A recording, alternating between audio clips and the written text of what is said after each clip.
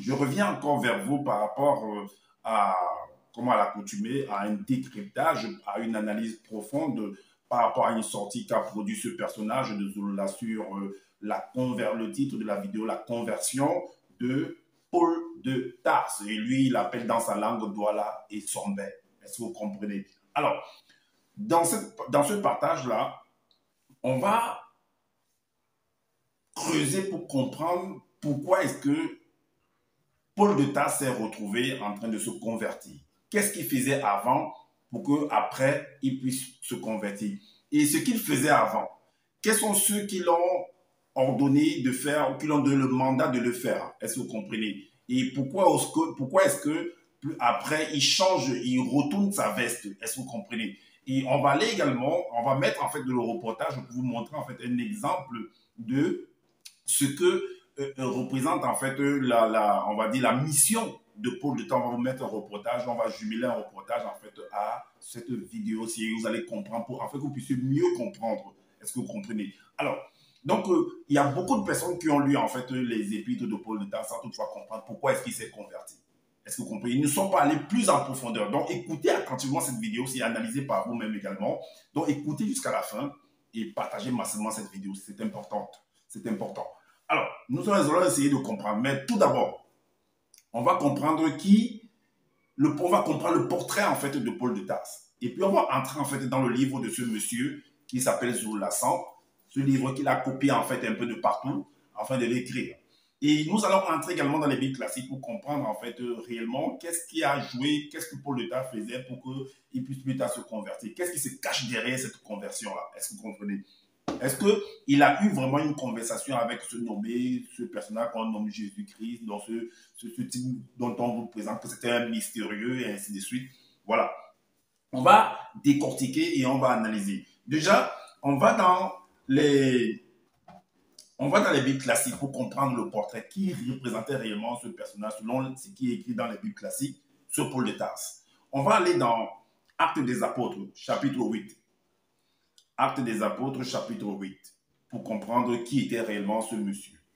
Alors, dans Actes des Apôtres, chapitre 8, au verset 1, il est dit que Saul, parce qu'on l'appelle, il s'appelait d'abord Saul, après Paul de Tarse, tout ça. Bon, il a eu cet nom-là, Saul, Paul de Tarse, de toute façon.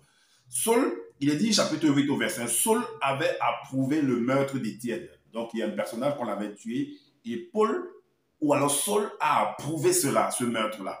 Ok, le verset 3 nous dit, non, la suite du verset 1, il dit, il y eut en fait ce jour-là une grande persécution contre l'église de Jérusalem, et tous, excepté les apôtres, se dispersèrent dans les contrées de la Judée et de la Samarie. Est-ce que vous comprenez? Donc, Paul, il y a un jour comme ça, on a tué en fait un personnage qu'on appelle Étienne.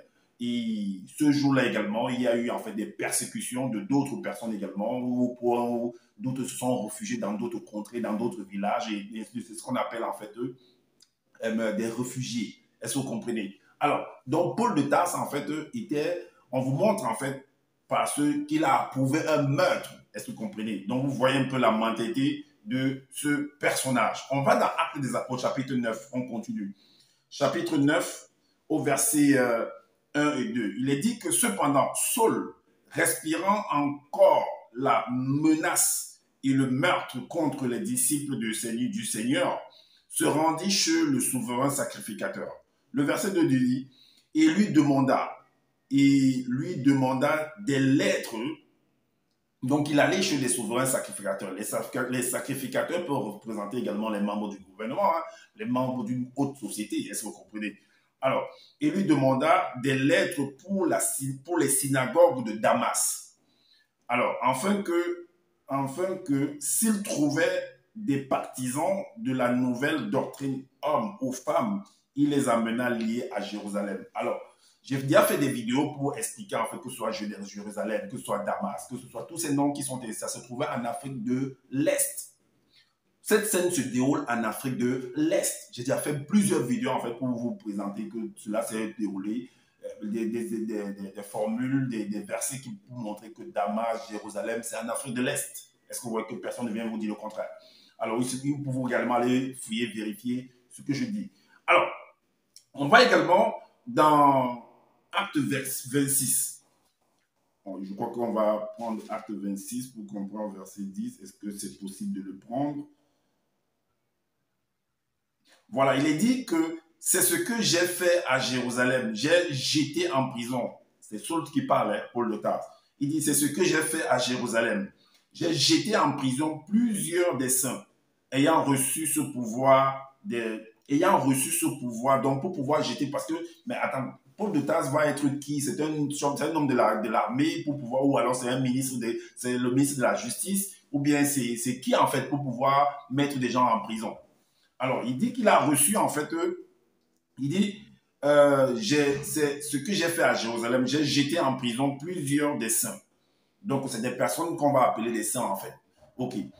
Alors, ayant reçu ce pouvoir des principaux sacrificateurs, et quand on les mettait à mort, je joignais mon suffrage à celui des autres. Alors, donc, on vous montre, en fait, que le portrait, en fait, en bref, de ce personnage de Paul de Tarse. Donc, c'est un peu comme un chef d'une milice, en fait. Un homme, par exemple, comme les Kadyrov Ramzan. Si vous tapez dans Google ou sur YouTube, Kadyrov Ramzan, c'est un monsieur qui gère, en fait, la Tchétchénie, qui est ami, en fait, à Poutine. Et vous allez voir, par rapport aux documentaires qui sont dits sur lui, son travail, en fait.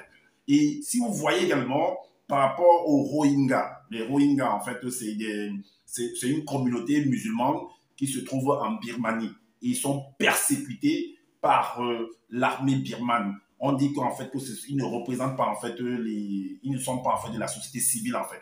Donc, ils sont tellement marginalisés, ils sont tellement pourchassés. C'est un peu également comme actuellement en Israël, là où l'État d'Israël se trouve actuellement. Il y a, par exemple, les Gazaouites qui sont tellement également persécutés. Est-ce que vous pouvez vérifier? Si vous avez le temps, si vous avez des mégas, vérifiez sur YouTube ou sur Google, vous allez voir ce que je suis en train de dire. Et alors, ce Paul de Tarse, en fait, c'est un personnage qui allait avec le mandat des souverains sacrificateurs, allait persécuter en fait certaines communautés. Est-ce que vous comprenez? Là, c'était en Afrique de l'Est.